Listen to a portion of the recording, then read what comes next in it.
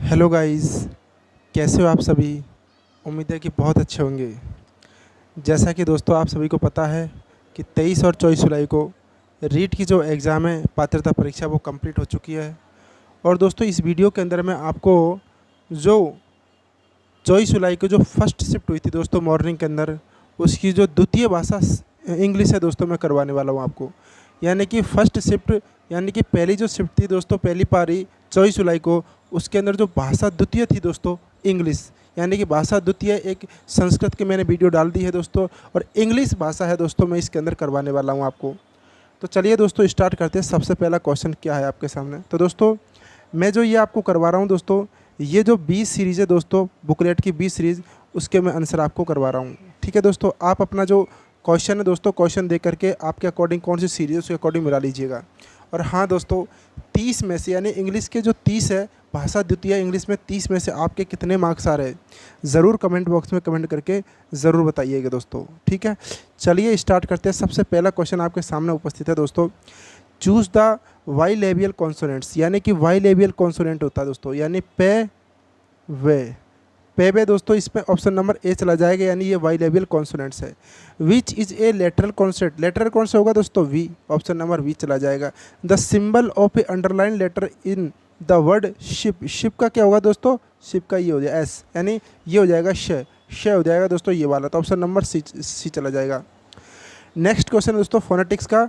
Phonetics transcription for the word a jute, यानी jute, तो jute क्या होता है दोस्तों, यानी जे क्या होगा, D3 होता है, तो D3 किसके अंदर, ये नहीं है, ये नहीं है, ये नहीं है, तो ऑप्शन नंबर बी चला जाएगा दोस्तों। राइट आंसर क्या चला जाएगा, बी। ठीक है, ये जूट किसका है, जूट, यानी D3 U, और ये बड़ा यानी बड़ा ऊ यानी और टी, ये जूट, ये चला जाएगा दोस्तों इसका राइट आंसर। ठीक है, phonetic transcription for the word of wreath, wreath की बात कर रहा है, तो क्या जाएगा दोस्तों इसका आंसर, रिथ के अंदर आ जाएगा दोस्तों। इसका जो राइट आंसर है वो जाएगा दोस्तों ऑप्शन नंबर ए, यानी कि ऑप्शन नंबर ए इसका राइट आंसर चला जाएगा। ये RI रीत, रीत यानी थी, रिद रिद रिद होगा तो रिद, द कैसे लिखते हैं दोस्तों, ये वाला द। ठीक है, और RI बड़ी ई वाली और द ये वाला, तो रिद क्या हो जाएगा इसका अंदर, ऑप्शन नंबर ए चला जाएगा इसका आंसर। ठीक है, इम्पोर्टेंट प्रिंसिपल, यानी कि इम्पोर्टेंट प्रिंसिपल में एंड मस्ट बी फ्लेक्सिबल, तो हु कोटेड दिस, ये कोट किसने कहा दोस्तों,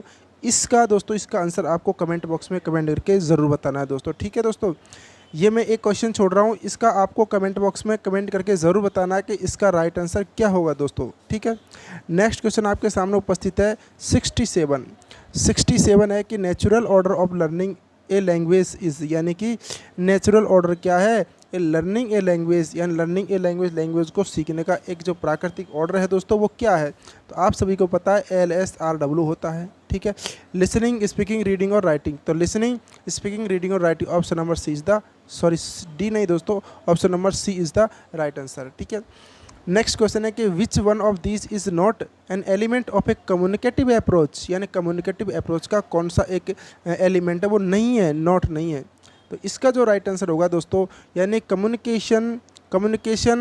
communicative approach is a practical in use, ये इसका एलिमेंट नहीं है। It develops the speech ability, it is not a practical in use, यानी it is not a practical in use, इसका राइट आंसर सी चला जाएगा दोस्तों। ठीक है, इसका राइट आंसर क्या होगा, ऑप्शन नंबर सी इसका राइट आंसर होगा। Which is the latest application of the teaching language, यानी कि टीचिंग लैंग्वेज यानी शिक्षण भाषा, यानी शिक्षण जो भाषा का क्या लेटेस्ट एप्लीकेशन कौन सा है दोस्तों, तो इसका जो राइट आंसर हो जाएगा वो है कम्युनिकेटिव अप्रोच दोस्तों। ठीक है, आप सभी को पता है कि अप्रोच पढ़ा है आप लोगों ने, तो कम्युनिकेटिव अप्रोच इसका राइट आंसर हो जाएगा। नेक्स्ट क्वेश्चन आपके सामने उपस्थित है दोस्तों 70, choose one of this which is not a remedy, यानी कि इनमें से कौन सा एक रेमेडी नहीं है, मतलब remedy to resolve the challenge of teaching English, यानी कि जो टीचिंग इंग्लिश को चैलेंज, यानी कि द रिजॉल्व द चैलेंज को सॉल्व करने का क्या रेमेडी कौन सा नहीं है दोस्तों, तो इसका जो राइट आंसर होगा दोस्तों, इसका राइट आंसर होगा दोस्तों आपके सामने, यानी कि यह है use only one method of teaching, यानी कि use only one method of teaching, ये इसका क्या नहीं होगा, आंसर हो जाएगा दोस्तों। नॉट रेमेडी ये नहीं, यूज़ ओनली वन मेथड है, एक मेथड यूज़ करना क्या है इसका, not a remedy to resolve the challenge of teaching English दोस्तों, ठीक है। Provide certified and qualified teacher, ये बिल्कुल सही बात है। बिल्डिंग यानी बिल्डिंग रिपोर्ट्स, बिल्कुल सही बात है। बिल्डिंग कॉन्फिडेंस, बिल्कुल ये सही बात है कि कॉन्फिडेंस बिल्ड होता है, ठीक है। नेक्स्ट क्वेश्चन आपके सामने है कि which one of this is not an advantage of online remedial education, यानी ऑनलाइन रेमेडियल एजुकेशन का मतलब क्या, एडवांटेज कौन सा नहीं है। तो इसका जो राइट आंसर चला जाएगा दोस्तों कि gives a sense of isolation to the learner, ये इसका आंसर चला जाएगा, ये क्या नहीं है, एडवांटेज नहीं है। Elimination of the barriers of the time and space, बिल्कुल बैरियर्स को एलिमिनेशन करने के लिए। इट इज़ कॉस्ट इफेक्टिव, बिल्कुल। The instruction pace is flexible, ठीक है। तो इसका राइट आंसर चल जाएगा दोस्तों option number a is the correct answer. Next question आपके सामने 72 दोस्तों, which one of this is a disadvantage, यानी कि कौन सा disadvantage of online remedial education, यानी ऑनलाइन रेमेडी जो एजुकेशन है दोस्तों, इसका एक एडवांटेज कौन सा, is ad advantage of online remedial education, इसका एडवांटेज कौन सा है दोस्तों ऑनलाइन रेमेडियल एजुकेशन का, ठीक है। तो इसका जो होगा जाएगा दोस्तों, इट इज़ ईजी, यानी it is easy for the student to navigate information, बिल्कुल सही बात है। No technical support from the instructor, बिल्कुल। A well designed online courses makes it easy, यानी बिल्कुल सही। तो ऑप्शन नंबर सही नहीं दोस्तों, इनमें से कोई नहीं होगा, मतलब ये नहीं, गलत बात है। विच one of this is a disadvantage पूछा जा रहा है दोस्तों, तो डिसएडवांटेज पूछा जा रहा है, तो डिसएडवांटेज मतलब सारे के सारे सही है, तो ऑप्शन नंबर डी चला जाएगा, ठीक है। नेक्स्ट क्वेश्चन आपके सामने कि कंटिन्यूस इवैल्यूएशन इज़ बेसिकली, यानी कि सतत जो मूल्यांकन होता है, जो क्या है, ये जो होता है दोस्तों, ये क्या है दोस्तों, ये है आपके सामने formative in nature and in is school based दोस्तों, ठीक है। फॉर्मेटिव होता है, ठीक है। कंटिन्यूस एंड एवोल्यूशन समेटिव नहीं होता है दोस्तों, समेटिव होगा नहीं। Formative in nature and teacher based नहीं दोस्तों, लर्नर बेस्ड, यानी कि formative in nature and is school based होता है। तो कंटिन्यूस कैसा होता है, फॉर्मेटिव असेसमेंट होता है, फॉर्मेटिव असेसमेंट में in natural and in school based हो जाए, तो ऑप्शन नंबर ए चला जाएगा इसका आंसर, ठीक है। नेक्स्ट क्वेश्चन आपके सामने 74वां, which one of these is not a merit, यानी not a merit of group evaluation, group evaluation का एक मेरिट कौन सा नहीं है दोस्तों, गुण की बात कर रहा है। तो इसका जो राइट आंसर चला जाएगा, यानी कि डिफरेंट लर्निंग, यानी different learning styles can not be evaluated, इसका ये राइट आंसर चला जाएगा। और तो सारे के सारे गुण हैं कि students learn in cooperative manners as they help one another in a group, बिल्कुल राइट आंसर, राइट होगा दोस्तों ये ना। A health competition in group motivates them to learn, बिल्कुल सही बात है। तो दोस्तों इसका जो राइट आंसर चला जाएगा वो है कि different learning style can not be evaluated, ये गलत बात है, ये गुण, ये तो नॉट नहीं है, ये गुण नहीं है दोस्तों, ठीक है। नेक्स्ट क्वेश्चन आपके सामने कि समेटिव इवैल्यूएशन की बात कर रहा है, समेटिव इवैल्यूएशन की बात कर रहा है दोस्तों। तो समेटिव इवैल्यूएशन है, ये पूछा जा रहा है कि समेटिव इवैल्यूएशन क्या है, यानी provide the information on improving A product और प्रोसेस नहीं दोस्तों, यानी समेटिव इवैल्यूएशन का मतलब होता है कि अंत में किए जाने वाला इवैल्यूएशन, ठीक है। तो प्रोवाइड करता है, provide information of short term effectiveness और long term impact for deciding the adoption of a product और प्रोसेस, तो ये इसका राइट आंसर चला जाएगा ऑप्शन नंबर बी, ठीक है। नेक्स्ट दोस्तों आपके सामने उपस्थित है दोस्तों, read the following passage and answer the questions, यानी कि आपको जो एक पैसेज है दोस्तों ये दे रखा है, इसको आपको पढ़ना है और इसका क्या देना है, आंसर देना है, ठीक है। तो मैं आपको डायरेक्टली दोस्तों इसका आंसर बता देता हूँ। क्षेत्र में नंबर दे रखा है दोस्तों, यानी कि मे बी एन अप्रोप्रिएट, दोस्तों इसको पढ़ने के बाद में दोस्तों इसका जो आया कि मे be an appropriate title for the given extra, तो इसका जो राइट आंसर चला जाएगा डिसिप्लिन आएगा दोस्तों, ठीक है। Discipline may be an appropriate title for the given extract दोस्तों, ठीक है। इसका right answer option number a चला जाएगा। Fill in the blanks with appropriate linking device बतानी है दोस्तों, विच आर गिवन बिलाउ, तो नीचे दी गई है। तो यानी कि क्या बोल रहा है कि एडोलेसेंस, यानी कि adolescence their friends feel let down and think that कि नोबडी केयर्स फॉर देम, यानी कि both and option number a चला जाएगा इसके अंदर कि both adolescents and their friends, यानी कि ये फील, यानी फील्स नहीं, फील प्लूरल आ रही वर्ब, यानी प्लूरल वर्ब आ रही है, तो इसका मतलब हुआ कि बोथ एंड, यानी both adolescents and their friends दोस्तों। तो इसका राइट आंसर चल जाएगा ऑप्शन नंबर ए। फील अगर प्लूरल नाउन है दोस्तों तो प्लूरल वर्ब की यूज में की जाती, तो फील्स नहीं फील आएगा दोस्तों, ठीक है। फील इसके अंदर क्या है, प्लूरल वर्ब है दोस्तों, ठीक है। नेक्स्ट क्वेश्चन है 78 का कि द 78 एक क्वेश्चन है कि दे हैव ए टेंडेंसी, यानी कि वे क्या रखते हैं, एक टेंडेंसी रखते हैं।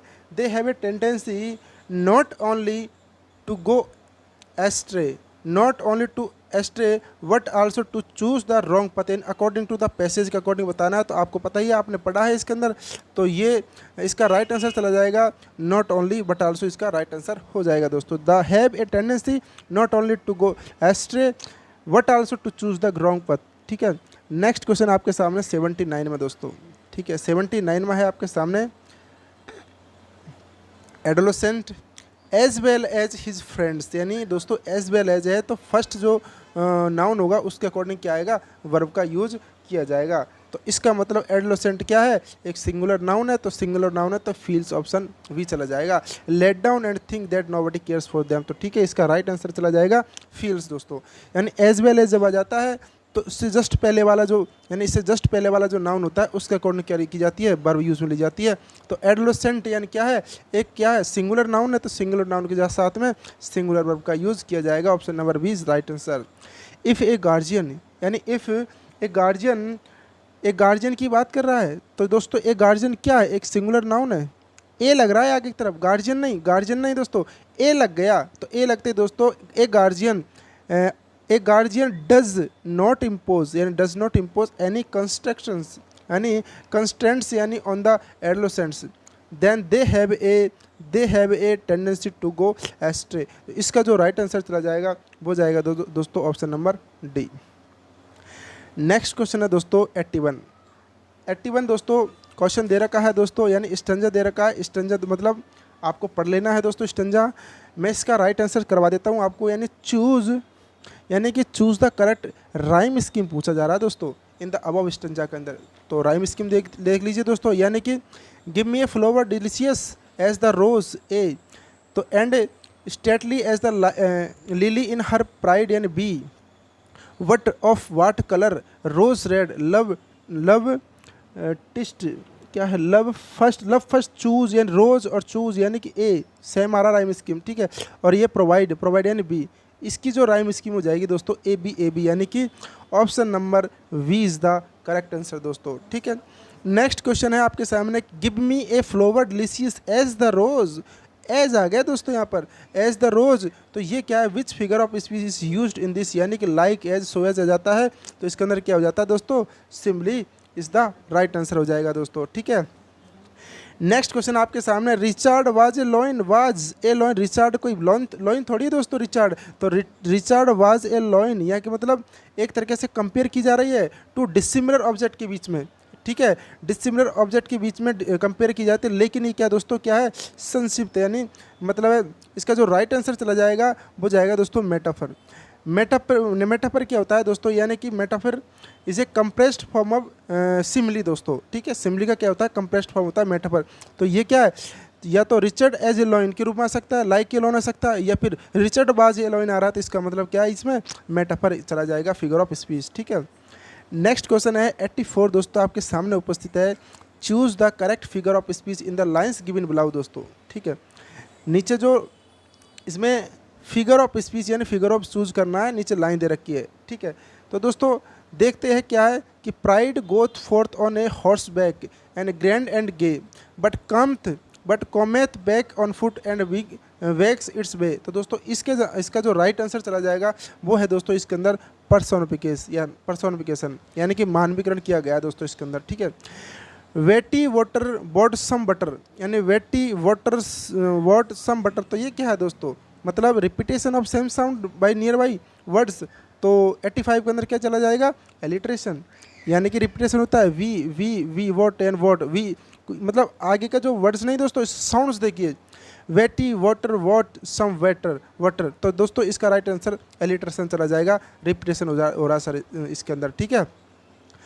नेक्स्ट क्वेश्चन है आपके सामने दोस्तों 86 क्वेश्चन है, choose the correct model auxiliary पूछा दोस्तों, यानी कि मॉडल ऑक्सिलरी पूछा जा रहा है, तो इसमें चूज करना है कि modal auxiliary to fill the blanks, यानी मॉडल ऑक्सिलरी मॉडल भरना है इसके अंदर, ठीक है। तो you improve your spelling, necessity आ रहा है तो मस्ट आ जाएगा दोस्तों, नेसेसिटी। ऑब्लिगेशन आ रहा है तो you must improve your spelling, यानी आपकी स्पेलिंग को क्या करना चाहिए, आपको इम्प्रूव करना चाहिए, ठीक है।